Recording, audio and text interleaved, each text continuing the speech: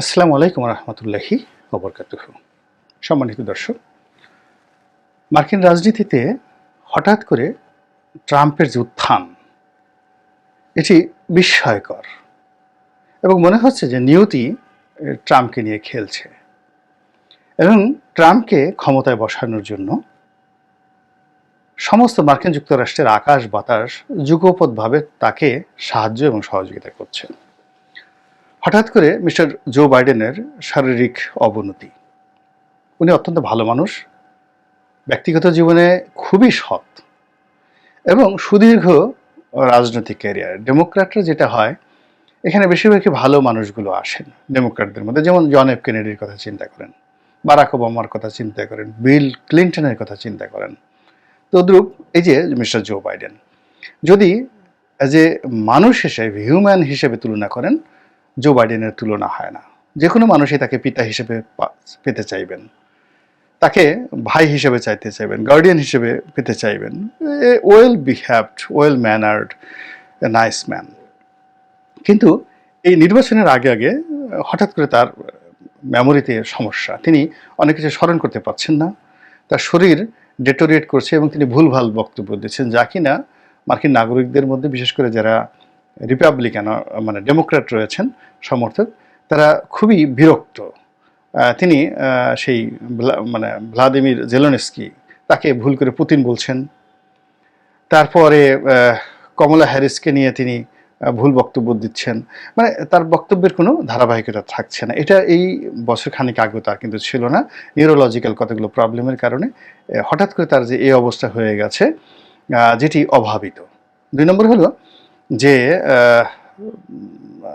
তিনি বৈশ্বিকভাবে কিছু সমস্যার মধ্যে পড়েছেন এবং এই শেষ সময়টাতে এসে তাকে মানে পরিবর্তন করে নতুন প্রার্থী দেওয়ার জন্য ডেমোক্র্যাটদের মধ্যে যে কথাবার্তা আলাপ আলোচনা হচ্ছে, তো সেই আলাপ আলোচনাটা এখন এমন পর্যায়ে চলে আসছে, যদি প্রার্থী পরিবর্তন নাও হয়, বাইডেনের জন্য খুব খারাপ পরিস্থিতির সৃষ্টি করবে। আর যদি পরিবর্তন হয়, তাহলে নতুন যিনিই আসেন না কেন, তার জন্য এই অতি অল্প সময়ে ঠিক ডোনাল্ড ট্রাম্পকে মানে মোকাবেলা করা একেবারে অসম্ভব একটা বিষয়। এক, অন্যদিকে ডোনাল্ড ট্রাম্প শিবিরে যে ঘটনাগুলো ঘটেছে, প্রথমত বেশ কয়েকটি মামলা তার বিরুদ্ধে যেগুলো চলছিল, এই মামলার মধ্যে কয়েকটা মামলা রায় তার পক্ষে চলে আসছে, বাকি মামলাগুলো স্থিতি অবস্থায় চলে আসছে এবং সর্বশেষ তার একটি নির্বাচনী জনসভা। সেই নির্বাচনী জনসভায় তার উপর যেভাবে গুলি করা হয়েছে এবং সেখানে 2 জন নিহত হয়েছে, আততায়ী সহ বেশ কয়েকজন আহত হয়েছে, এবং গুলি খাওয়ার পরেও তিনি যে বীরত্ব নিয়ে সেখানে দাঁড়িয়েছিলেন, বক্তব্য দিচ্ছিলেন, একদিকে রক্ত ঝরছিল, যা কিনা পুরো মার্কিন যুক্তরাষ্ট্রে ডোনাল্ড ট্রাম্প সম্পর্কে মানুষের চিন্তাই পাল্টে দিয়েছে। এমনকি তার যে বিরোধী শিবির ডেমোক্র্যাট, তারা বলছে যে না, নেতা এরকমই হওয়া উচিত, এরকম সাহসী, এরকম দৃঢ়তা নিয়ে জাতির জন্য যারা কাজ করতে পারে তাদেরই হওয়া উচিত। এবং এই ঘটনার সঙ্গে আরব জাতীয়তাবাদের সেই গত 500 বছর, 1000 বছরের সবচেয়ে অবিসংবাদিত নেতা, অর্থাৎ আরবদের মধ্যে যাকে বলা হয় নব্য ফেরাউন, সেটা হলো গামাল আবদেল নাসের। তো এই নাসের পুরো আরব বিশ্বে যে জনপ্রিয়তা এখনো পর্যন্ত রয়েছে, ঠিক সমপর্যায়ের জনপ্রিয়তা কেবলমাত্র গাজী সালাউদ্দিন, তার সঙ্গে তুলনীয়। এছাড়া অন্য কারো কোনো আরবের মধ্যে এত জনপ্রিয়তা ছিল না। তো এইরকম ডোনাল্ড ট্রাম্প যেরকম একটা বিপদে পড়েছিলেন, ঠিক এরকম একটা বিপদের মধ্যে পড়ে এই নাসেরের এই জনপ্রিয়তা আসে। অর্থাৎ তিনি একটি জনসভাতে বক্তব্য দিচ্ছিলেন, এমন সময় তার সব বক্তব্য কিন্তু রেডিওতে, তখন ওই সময়টাতে 60-এর দশকে রেডিওতে সম্প্রচার হতো, লেবাননে, সিরিয়াতে, সমস্ত আরব বিশ্বে এবং সমস্ত আরব বিশ্ব মিশরের অধীনে ওয়ান ডাইনেস্টিতে, এমনকি সৌদি আরবও ওয়ান ডাইনেস্টিতে চলে যাওয়ার জন্য প্রবল আন্দোলন শুরু করেছিল। এবং সিরিয়াতেও তাদের সমস্ত কিছু যাকে বলে অ্যাবলিশ করে নিজেদের স্বাধীনতা বিসর্জন দিয়ে যে গামাল আবদেল নাসেরের মানে অধীনে একটি অঙ্গরাজ্য হিসেবে তারা কিন্তু চলে গিয়েছিল। ব্যতিক্রমধর্মী একটা ঘটনা। তো যাই হোক, তো সেই গামাল আবদেল নাসেরের উপর গুলি করা হলো, রক্ত ঝরঝর করে পড়ছে, লোকজন দৌড়ে পালাচ্ছে, তিনি তখন মাইকে দাঁড়িয়ে দাঁড়িয়ে বলছেন যে ভাই, গুলি আমাকে করেছে, আপনাকে নয়, আপনাদেরকে নয়, আপনারা আমাকে ছেড়ে যাবেন না, আমি আপনাদেরকে ছেড়ে যাইনি, এই দেখুন আমি দাঁড়িয়ে আছি।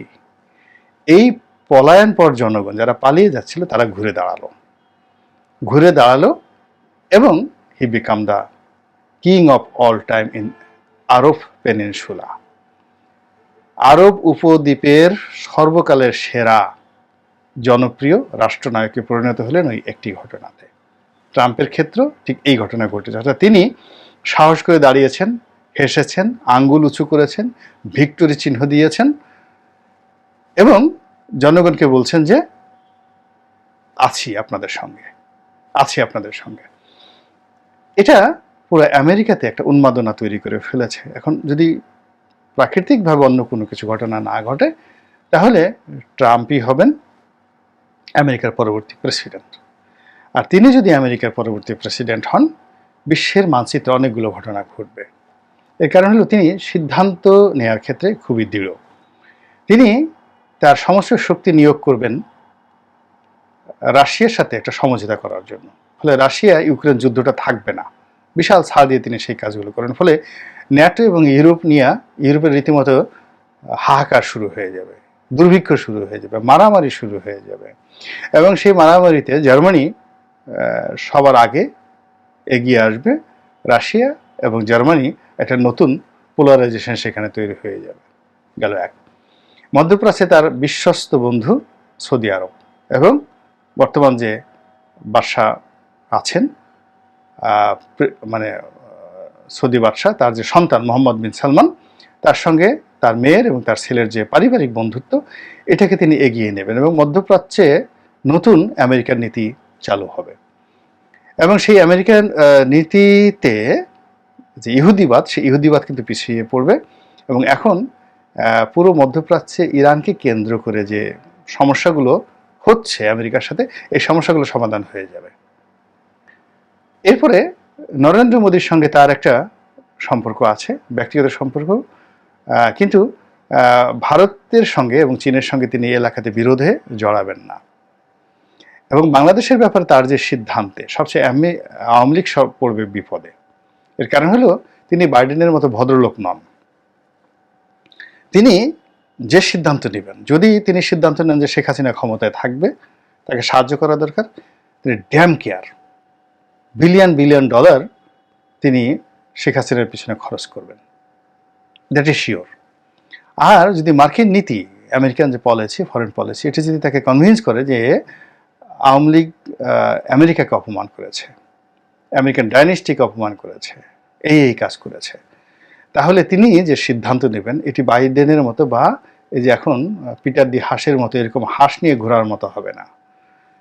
এটি এতটা দৃঢ়তার সাথে হবে যেভাবে জর্জ ডব্লিউ বুশ করেছিলেন। অর্থাৎ তিনি দেখেন, এই যে মিস্টার ডোনাল্ড ট্রাম্প, তিনি তালেবানদের সাথে কিভাবে কত দ্রুততার সাথে তিনি সমঝোতা করে ফেললেন, ওয়ার ফিনিশড, সবকিছু। যেভাবে তিনি উত্তর কোরিয়ার সঙ্গে সম্পর্ক করলেন এবং কিমের মতো লোকের সাথে তিনি বন্ধুত্ব করলেন এবং তার সাথে দেখা করার জন্য তিনি চলে এলেন, অবিস্মরণীয় ঘটনা। ফলে বাংলাদেশের যে রাজনীতি, আমরা অন্য দেশ নিয়ে আলাপ আলোচনা করার দরকার নেই। বাংলাদেশের ব্যাপার হলো যে শেখ হাসিনা কি করবেন আমি বলতে পারবো না, আওয়ামী লীগ কী করবেন আমি বলতে পারবো না, তবে আমেরিকান ফরেন পলিসিতে যদি আওয়ামী লীগের সঙ্গে একটা দূরত্ব তৈরি হয় এবং পার্মানেন্ট এনিমিটি তৈরি হয়, সেই এনিমিটি এখন যেভাবে মিনিমাইজ হচ্ছে ভারতের মাধ্যমে, দিল্লির মাধ্যমে, জো বাইডেনের মাধ্যমে, এটি ডোনাল্ড ট্রাম্পের জমানাতে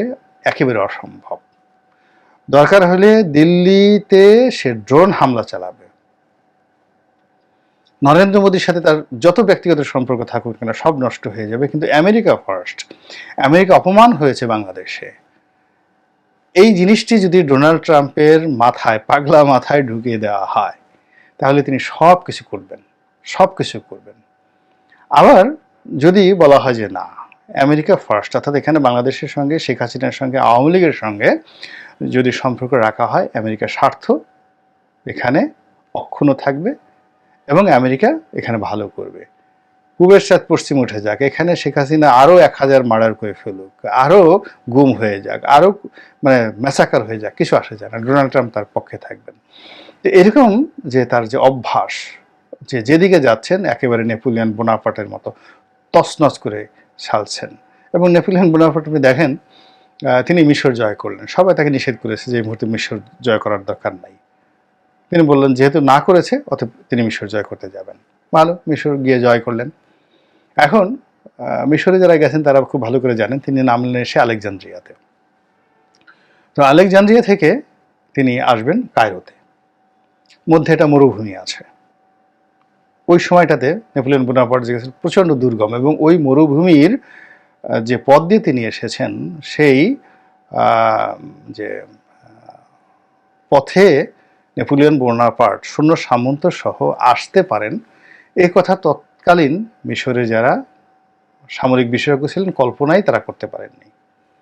তিনি সেই উত্তপ্ত মরুভূমির মধ্যে সেই ফ্রান্স আর্মিকে নিয়ে তিনি যেভাবে চলে এলেন, এবং দেখা গেল পিছনে তিনি আর তাকান নাই, অর্ধেক শূন্য মরুভূমিতে মারা গেছে। অল্প একটু জায়গা, আমি নিজে সেখান থেকে ঘুরে এসেছি। এসে তিনি করলেন কি, এখন যে পিরামিডগুলো আছে কায়রোর উপকণ্ঠে, সেখানে একটা যুদ্ধ হলো বিখ্যাত, দ্য ওয়ার অফ সেই পিরামিড। তো সেই যুদ্ধে এখানে জাস্ট খুব অল্প, মানে 1-1.5 ঘন্টার মধ্যেই it's one of the decisive battle in the world. তিনি সেই মিশরের তৎকালীন শাসকদিকে পরাজিত করে মিশর দখল করলেন। মিশরের শিল্প দেশ, সাহিত্য দেখে, কালচার দেখে তিনি পাগল হয়ে গেলেন। সারাদিন লাইব্রেরিতে কাটান, দুনিয়ার কোনো চিন্তা নেই।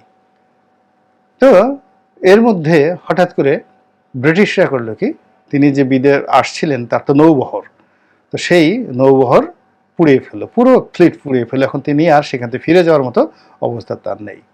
তো এই দুঃসংবাদটি যখন তার কাছে আনা হলো, তিনি তখন জ্যোতির্বিজ্ঞানের মহাকাশ গবেষণার একটা বিষয় নিয়ে মিশরীয় পণ্ডিতদের সঙ্গে আলোচনায় ব্যস্ত ছিলেন লাইব্রেরিতে। এমন সময় যখন তাকে দুঃসংবাদ দিল, তো তিনি এসে বললেন যে বিরক্ত হলেন যে এটা তো পুড়িয়ে ফেলা হয়েছে, তো এটা নিয়ে এখন আলোচনা করার কি আছে, আমি তো এসে গুরুত্বপূর্ণ বিষয় নিয়ে আলোচনা করছি। So this type of man কিন্তু ডোনাল্ড ট্রাম্প। অর্থাৎ তিনি যেটি মনে করবেন সেটি তিনি বাস্তবায়ন করবেন, ওখান থেকে তিনি ফিরে আসবেন না। এবং এইবার তার যে ফিরে আসা, এই ফিরে আসার মধ্যে এটাই কিন্তু বার্তা বহন করে। কাজেই এই যে নির্বাচনটি আসছে, এই নির্বাচনের আগে বাংলাদেশের কোনো রাজনৈতিক অবস্থা কিভাবে পরিবর্তন হয়, কি হয়, আমি কিছু বলতে পারবো না। কিন্তু যদি না হয় তাহলে আমেরিকান যে নীতি, সেই নীতিতে আওয়ামী লীগ 50-50 জায়গাতে থাকবে। যদি পক্ষে থাকে একদম 100%, আর যদি বিপক্ষে থাকে একেবারে 0%। আল্লাহ আমাদের সবাইকে হেদায়েত দান করুন এবং হেফাজত করুন। আসসালামু আলাইকুম ওয়া রাহমাতুল্লাহি ওয়া বারাকাতুহু।